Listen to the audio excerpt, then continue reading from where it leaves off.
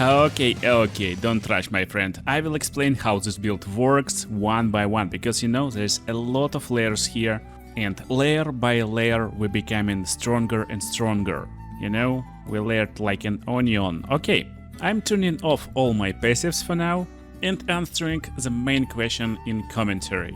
Is this build good for leveling? My answer will be yeah, kind of. You can play this build and I played it, but it's pretty squishy if you go for it straight. So instead, I recommend you watching video from link in the description for my Ice Monk build. It's insanely good for leveling and beating first difficulty of campaign first 3 acts. Anyway, let's look at our skills. The first and most important skill for us is Ice Strike. We're converting 80% of physical damage to cold damage when we're doing this attack. With quality upgrades we will get more attack speed, and also this attack is combo attack, so we will have Third Strike. That will deal even more damage. So that's our basic attack, and it looks like this. So just combination, I got really high attack speed right now, not actually very high, we will have even higher when we finish the build, but for now it's early version, that's how it looks like. What you need to know is that this attack will freeze your enemies, and freezing your enemies means they won't be able to actually fight versus you and do anything to you. You will be pretty strong and deal with them really fast. That's really fun and cool interaction. And as you can see, we get one ability with combo meter right now, which is turned off just like a few seconds ago. We need to make 4 strikes total, and after 4 strikes we can use this ability, and it's called Bell. Yeah, this bell is insane, so we're basically placing the bell on the ground, and that's it. Yeah, looks cool, it will damage enemies. And it looks like it got significantly lower DPS than our basic weapon, but that's completely fine. You know why? Because the Tempest Bell is insane ability, thanks to its Shock Wave. Bell duration is 6 seconds, and Bell will be destroyed after 16 hits. So Bell got impact damage and its basic attack damage. It will scale with spell level, of course. Right now for me it's 250%, but the coolest part is Shock Wave. Whenever you hit the bell, it will reflect a shock wave in area. But here's the fun part. It will have more area if you're hitting with knockback effect. We will have some knockback effects, more on that later in the skill tree, in passive skill tree. And coolest part, it deals 30% more damage per elemental alignment afflicting the bell. More is a magic word in Path of Exile, because more means multiplicative, so it's not addictive when you just add a little bit, it's basically multiplying your total damage. And this build is designed to be 4 elements monk, you know? I like this 4 elements monk. We got air, water, fire, and last element is earth, of course, yeah. So we can hit the bell and here will be the shock wave. And my stuff got fire, ice and lightning damage. And that's why bell basically doing around 90% more damage, because we got 3 different alignments, and that's crazy. 60% of physical damage will be converted to the corresponding damage type of each alignment afflicting the bell. So that's the basic idea of the build, to deal as many alignments as possible to the bell, and it melts bosses in 2 seconds basically. So bell is cool, but there's always a but. Standing in melee range is not like the most coolest way actually for us. We need to a way how to deal versus really strong and scary enemies from the distance, and we get one way. So this way will look like this. You will become Jedi and start swinging these crazy range attacks, looking insane. And this skill called Hair Charged Staff. So Charged Staff is the start of the build basically. It's a late game-ish spell. You will learn it pretty like in Act 3 or closer to it. And how the spell works. Basically it's pretty like unique spell. It will consume power charges and it will take all power charges. If you don't know, power charges don't grant any benefits in this game. I guess in Path of Exile 1 they added some benefits, but here is no benefits basically. This skill will give buff for our weapon, and this buff will grant, right now at my level, from 1 to 1200 lightning damage. And this lightning damage will be per power charge. So every power charge gives that amount of lightning damage. And buff duration will be determined by amount of power charges consumed. This means we need a lot of power charges to make it a really reliable skill and keep it as long as possible. In my build, you will be able to keep it for basically unlimited time, and you will have always like insane amount of charges for extra damage. Right now, as you can see, I got 5 total charges. This means we adding basically up to 50 lightning damage to every hit. And this lightning damage will be 80% of physical damage converted to lightning damage. Basically the same stuff as our ice skill. Coolest part, while ice making enemies basically useless when they stand still and they frozen, this lightning damage will shock enemies, and shock will amplify damage we deal, which is already insane. So, next part of the puzzle is to amplify the damage of all of our effects, and here I got heralds. But hey, I'm jumping too fast. Probably if you're a beginner, you get a question. Spot, how do we generate power charges? And that's a nice question. I will jump forward a little bit, because we get a lot of ways to generate power charges. Since we will be playing through a resonance node over here in passive skill tree, and whenever you're gaining power charges, you will gain endurance charges, yeah. But when you gain frenzy charges, they will be considered as power charges instead. Frenzy charges is a lot easier to get, and we got 2 sources of frenzy charges. That's the coolest part. The first source is Combat Frenzy. It's the buff skill, and this means you need spirit to activate it. By activating it with certain spirit, you will gain frenzy charge when you freeze, electrocute or pin an enemy, no more than once every 6 seconds. So that's not a lot of charges actually, but we will amplify them a lot more. And there's actually a second way how we can get charges, and it will be a little bit trickier and secret, a little bit secretier with this awesome skill. As you can see, we're moving forward and there's a green mark on enemy head. This green mark is actually the enemy. When we hit this enemy with a critical strike, we will get mark. So this skill is insane, and basically it makes my build possible. Hand of Chayula. So instantly when I was making this build, I was thinking about how I can combine, curses, because when you're trying to make a build with 4 different elements, actually with 3, it will be ice, lightning and fire, of course. Earth is just for the memes. So hypothermia is a curse dealing debuff which reduces cold resistance of enemies. It will lower their resistance, and we will deal more damage with cold damage. So that's a smart way to play as cold mage or any other cold user. The problem, there is not a lot of skill slots, and I also need my heralds. More on them in a second. So Hand of Chayula comes, and Hand of Chayula is a hand attack.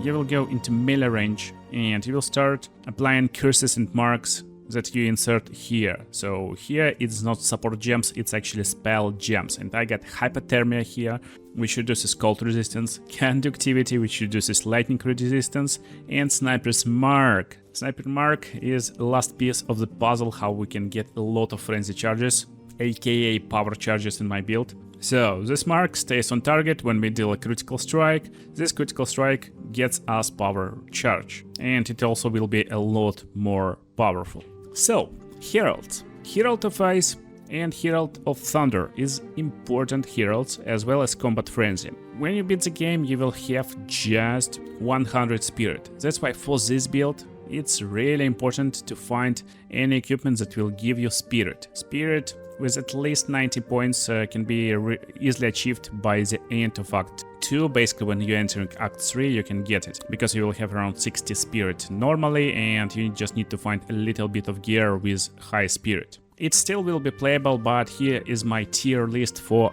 heralds. So, Combat Frenzy is important because it will give us frenzy charges, which will be power charges. Then Herald of Ice. Ice damage still will be our main damage source until around level 40, when you start getting a lot of other gear and other benefits for Thunder. And then you can get Herald of Thunder, of course, in your build. And finally, when we get a lot more spirit, we can afford this Herald of Ash for extra fire stuff. And you basically will see on the screen a lot of clips where I completely destroy monsters. Last buff that we will use in this build is Wind Dancer, and it will be used only for maps when you advance through the game. Basically, I beated the game without it, and only for maps, just for survivability. It's a great buff, you definitely need to use it, but we need correct gear with a lot more spirit. That's it, basically. So, Heralds, and how they work in our build, basically. While active, when you shatter enemy with attack hit, and basically Ice Strike is attack hit, Charge Staff is attack hit, and technically everything is attack hit, so all our abilities is attack hits.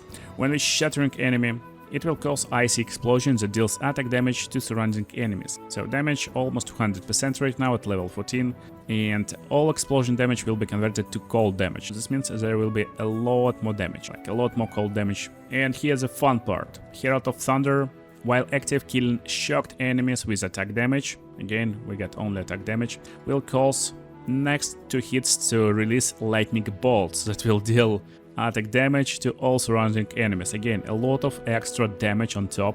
It will be 100% physical damage converted to lightning damage, and actually for 3 attacks, not 2 attacks here. And you can upgrade the skill with quality for 2 additional attacks. That's actually a great upgrade. And Herald of Ash, of course, explosion radius is 1 meter. Whenever you overkill anyone, they will explode, basically when you deal a little bit more damage than you need, and with this build we will do a lot more damage than we need. It will ignite surrounding enemies for more damage. We don't care about actually damage, fire damage, we care about ignition. We need this ignition to get like a lot more DPS. As you can see right now, it's just 20k, yeah, just 20k. We just beat the campaign with this, but actually in a fight, as I showed you in the beginning, it can jump up to 50k. Up to 50k with like gloves like this, 29 level gloves.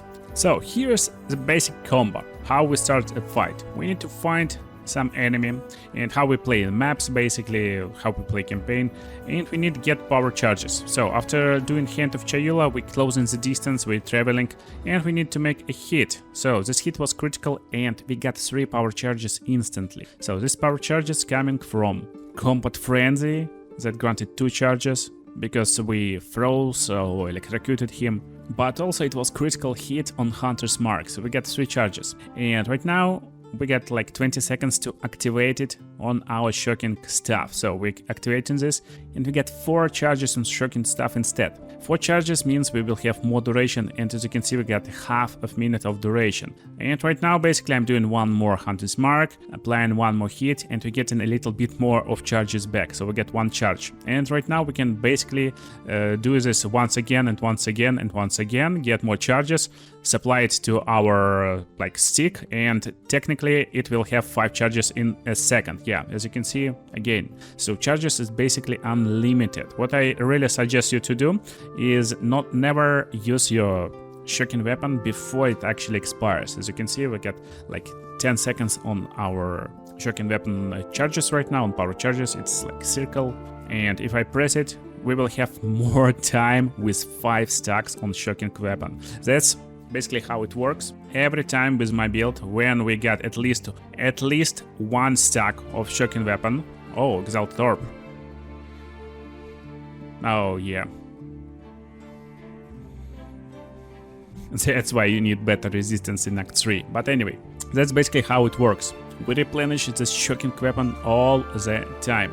And if you don't like to look in the on the bottom of the screen or to the like top left part on PC, if you're playing on PC, there's actually a nice stuff. Basically, when you got some power charges, they showed not only in this bottom right corner, top right corner on PC, you see this globs around you. So we see like 4 blue globs. This means we get 4 power charges. We can use them and get our shocking weapon. Technically, that's the build, but there is one more part of the puzzle, of course, how we can break everything in the later stages of the game. It's Unbound Avatar. So Unbound Avatar is the skill of Invoker specialization. So Invoker specialization, we went over here to get more magnitude of our chill effect, more damage as extra cold damage, more elemental damage, and Unbound Avatar finally. So what is this? Unbound Avatar is insane. You will gain Unbound Fury when you activate this stuff. I mean, you will gain Unbound Fury stacks, and you will get them when you're inflicting elemental alignment. Again, with my build it's extremely easy because we always inflicting chill, freeze, shock and ignite at the same time. So all alignments all the time inflicted. It's extremely easy to get the stuff going. And when we activate this stuff, it will give us 40% more elemental damage. Again, more is magic word. It will be multiplicative multiplier for all the damage and more chances to inflict alignments, basically just insane buff for us. To get here you need to complete 2 challenges, basically 1 challenge in Act 2 and 1 challenge in Act 3. And you will see how I beat it challenge in Act 3 right now.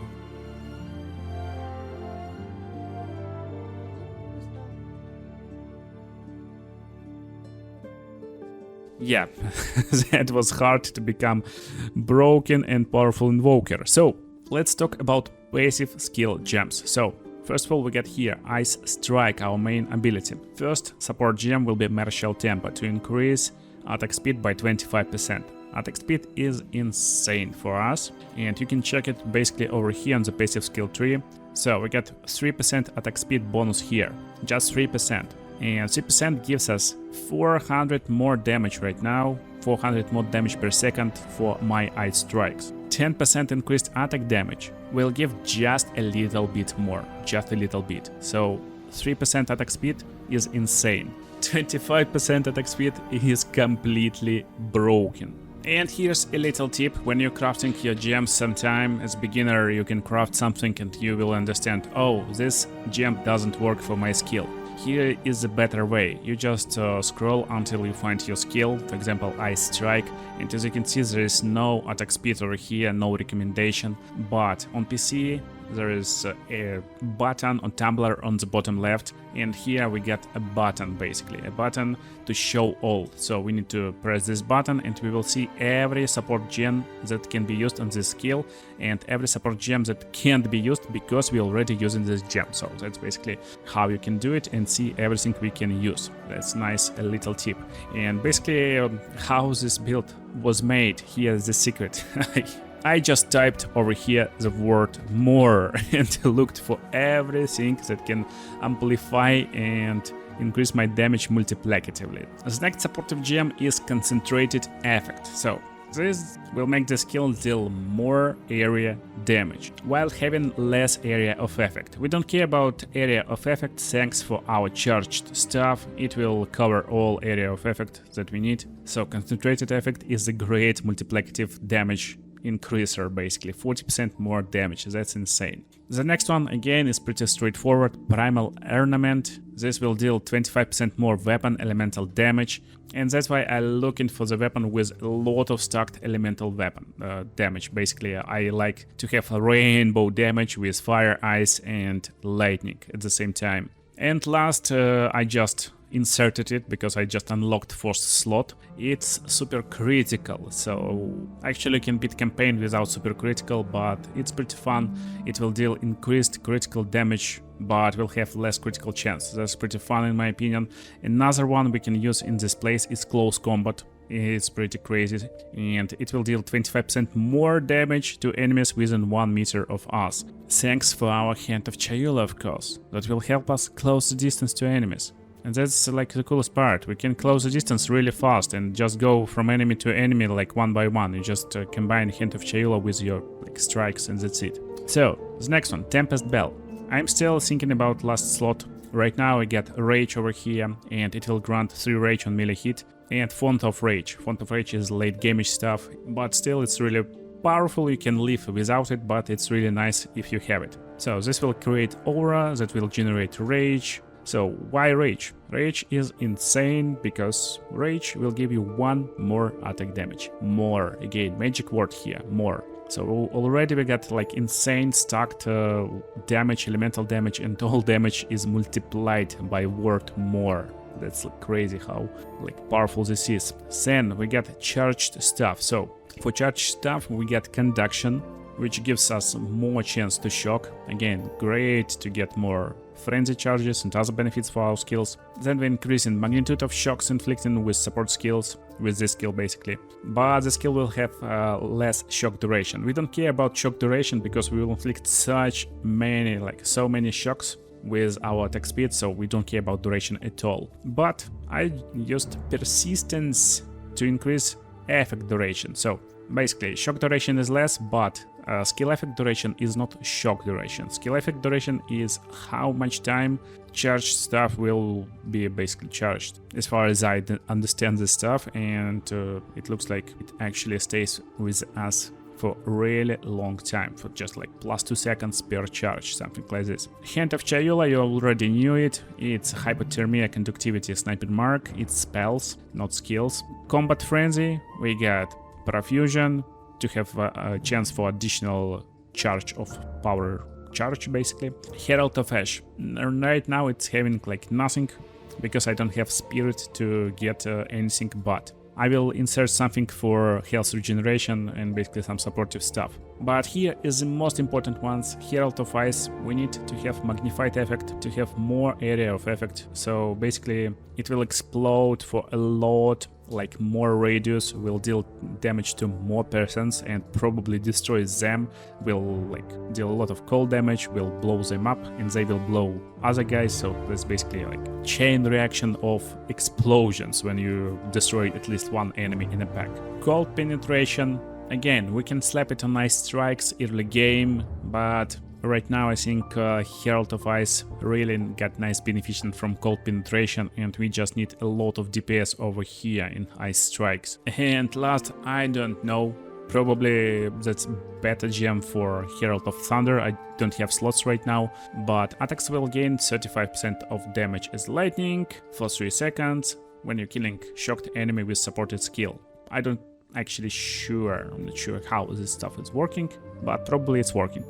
Like whatever, we don't care about this stuff, it's not giving like crazy amount of damage anyway. So Herald of Thunder, we get same ideation, lightning penetration for it. So Herald of Thunder not doing insane amount of damage, like not the best damage dealer, but it will do insane damage with lightning penetration. Then we get blind, and this skill will blind our enemies on hit. And don't forget, Herald of Thunder is area of effect spell, so it will cover some radius with these blasts, and this lightning is insane. It will blind enemies, they will more likely miss us, and we already got pretty nice evasion. It will be even higher later on, and we will basically evade every attack possible. Last socket in Herald of Thunder is Stormfire, so I'm not sure, but shocks from supported skill do not expire on ignited enemies. Again, we ignite enemies from time to time, and I don't want shock to come off, because shocked enemy will cause target to take 20% increased damage. So 20% increased damage is insane, and that's basically what we need. And Wind Dancer. When you get to the Wind Dancer part, or maybe you're like more lucky than me and got nice armor with a lot of spirit, definitely activate it. So Wind Dancer is a buff, and it will have a few stages. You will gain stage every 1.5 seconds, and you will have 18% more evasion. More, again, magic word. Basically you will be unbeatable, unhittable. You won't be able to take even a bit of damage from basic attacks. And when you're actually being hit, then it will blow enemies away, will knock them out, and that's pretty nice, like supportive, protective layer for us, especially in the late game. So on supportive stuff, what you want to have clarity for more mana regeneration. Mana is a little bit of problem for this build, but still you will learn how to manage it anyway. And then we can just use any buffs like Unbreakable for more stun threshold, and one of the like best gems for this skill, actually Culling Strike. Culling Strike is crazy good, and what it's doing, basically it's hitting enemies and killing them if they below a certain percent of their hit points. So why Culling Strike is great? Because sometimes it will just save you. And honestly, I just used recommended gems here. And last but not least, Unbound Avatar. As you can see, all my spells is level like 14, but Unbound Avatar is level 19. Why? Because we got Cold Mastery, Fire Mastery and Lightning Mastery. So Unbound Avatar is Lightning, Cold, Fire duration skill, This means we can use all these 3 skill points and get it to level 19 instantly. Every level will contribute to duration of the skill. Duration is great because we will have a lot more damage while the skill is active. Last slot for slot is Ingenuity, and again you don't need it. I just inserted it to test this out. I actually used only 3 skills until I beated the game and got one more socket maker for tier 4, for 4th gem. So, for mapping, you understood the strategy. We're basically going in, we jump into enemy, attacking him, and jump into the next enemy. You can jump with Hand of Chayula, but actually when you're just holding attack button, he is jumping to the closest enemies anyway. But sometimes he's trying to attack from the distance. That's not what we want. We want to be close. We don't want to attack like this. And as you can see, there's loads of lightning everywhere on our enemies, and this thanks for our heralds. Yeah, herald of ice, fire and lightning. And basically you want to keep your power charges and shocking weapon on all the time while you're clearing the maps, while you're moving, and thanks to Hand of Chayula you will be able to do it. Just make sure don't to waste your time on useless loot. And as you can see, I got nice loot filter. It's pretty minimalistic. If you want my loot filter, you can get it in my Discord basically. Link in the description as always, as well as passive skill tree. But passive skill tree without explanation is almost useless when you don't understand what order to get all the skills and how to actually beat the campaign with this build. So, best way to approach the boss actually before the fight, to farm few monsters nearby and get your power charges ready.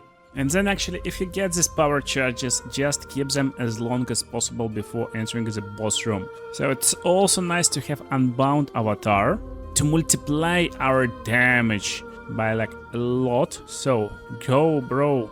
And basically you engage with Hand of Chayula, make 4 attacks, and then put the bell and start hitting the bell. So Unbound Avatar, Hand of Chayula, 4 attacks, bell, and then we hitting him. So that's basically how you hit the bosses. I hope it wasn't insanely fast and you was able to keep with the speed of this monk, and he's not very speedy at all. So it's time to get to passive skill tree, and I will explain it really fast because it's pretty simple. You just need to understand where we're going and what we're getting and why. So first of all, we're starting with skill speed, and basically we're focusing on offense only. It's completely offensive build. We will get our defenses later when we beat the game and go to the maps. And we will get some defenses, don't worry. But my goal here is to inflict as many elemental alignments as possible and destroy enemies as fast as possible. So skill speed, then attack damage, and then attack and cast speed, and some dexterity and intelligence. For stats, with this character we're focusing on dexterity. With strength we want at least 25 for all supportive gems. And if you don't know, dexterity, strength and intelligence kinda giving you nothing, so they're not affecting your power. They're giving a little bit of life, mana and accuracy, but most importantly they're giving you capacity of supportive gems. So basically you see it over here at the bottom. With a lot of intelligence and dexterity I can input more green and blue gems over here, but not a lot of red, and we need 5 red gems for the full build. So then we got a lot of options, and we're going for critical hit chance over here with 36% increased damage if you dealt a critical hit. So that's completely insane bonus damage. Basically we deal a critical hit and our damage instantly increased by 36%. If you're struggling in early game, instead of continuing to any part over here, because dexterity won't give you anything, you can actually pick this skill speed also. It's kinda attack speed for your Ice Strike ability, but we don't need it, and actually we want to go to the top. Get some dexterity, intelligence, whatever you need at this point of the game, and you will need intelligence for some skills. So basically just balance out all the stuff when you need anything like skills, and I respect this character a lot to change stats based on gear and other stuff. Then we get into this part. So this part is basically the bread and butter for our build. It's not even finished yet, but it will give you elemental damage. More elemental damage over here with more elemental damage if you chilled enemy recently, more elemental damage if you shocked enemy recently, and more elemental damage if you ignited enemy recently. So start only with chilled, because you will be only able to chill enemies in early game. When you're going into Act 3 and you're starting to use shocking weapons, you can get Thunder and get Echo and Flames only after you get your Fire Herald. So Fire Herald will give us a lot of damage. And basically then we continue our way to the top. As you can see, we got separate roads over here, and that's the secret for this build actually. So when you like start in the game, just go forward and get to this resonance as fast as possible while you kind of coming into level suitable for charged stuff. So when you got charged stuff and combat frenzy, you want to have resonance ready. And while you're waiting for resonance, just pick everything over here. You will get a lot of critical hit stuff. Basically that's a critical hit damage and critical hit chance with some stats like intelligence. Just powerful stuff over here. And I'm ignoring few critical hit chances over here. In my opinion, they are not too important. We still will be able to hit these critical hits with insane attack speed. And instead, I like to continue my way and go down here. So I like this part. It's my secret part basically. And this part will give us attack damage, more attack damage, and attack damage when on full life. 30% attack damage when on full life. That's insane bonus. And when boss finally hits us, we will be on the low life and we will have increased attack damage by 50%. So this helps us to defeat bosses in 2 seconds, even when they hit us. That's crazy stuff. And on the bottom part is attack speed. Again, I told you attack speed is insanely cool. Also, it's nice bonus with plus 10 to strength. So we don't need to waste points over here for strength. We will have enough strength by using right nodes over here. And we will have 4% attack speed with plus 10 strength and also plus 6 attack speed if we are being hit recently. Again, we fighting versus boss, he hits us and we instantly getting 50% increased attack damage with a lot more attack speed, so DPS raises like insanely fast. But main part for quarter stuff monk is over here actually, and some secret stuff. But instead of going there, here is my secret. Actually, like in the middle of Act 3, you want to go over here to the top, insert Javel, and go until you will meet Whispers of Doom. You can apply additional curse, but with double activation delay of curses. It sounds like a really cool stuff, but if you use it with basic curse, like for example like hypothermia and conductivity, they will take so much time to activate, and monsters most of the time will just run away from these curses. So while on paper it sounds cool, actually it's not cool.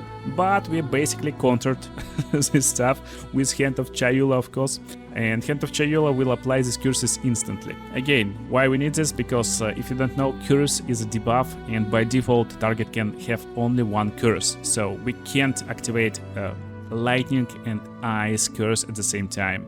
And that's basically the start of the game. Again, I ignored this attack speed part at the start, but then when you go into cruel difficulty, we want to increase our damage a lot, and that's where we're going. We're going and having loads of stats over here, and we're getting stats.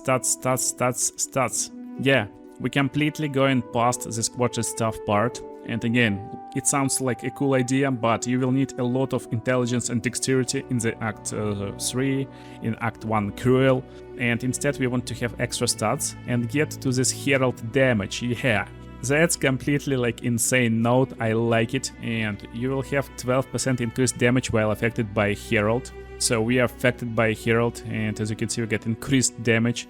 We get 2 notes like this over here, and then we get 50% increased cold damage while affected by Herald of Ice, fire damage by Herald of Ash, and lightning by Herald of Thunder. So we're basically multiplying our elemental damage, and we're getting more elemental damage because we're getting all heralds at the same time, and even fire damage, which is not our most important damage type, will still deal nice amount of damage. This part gives us insane amount of extra damage, and you see only damage that is applied to normal strikes. Normal strikes is actually ice strike, and we don't see any charged stuff numbers in this. Yeah, we can't actually calculate charged stuff damage, at least on console.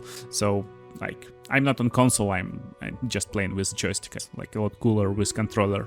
But basically this gives us a lot of extra damage and completely breaks the game. So with this setup you will be primed to defeat the game and get to the cruel difficulty. What to do next? Actually we get everything we need, and we get nice damage, but now we get nice pass, and so where to look next? So first part, I really recommend getting this stuff over here. Critical damage when consuming a power charge, 20% increased critical damage.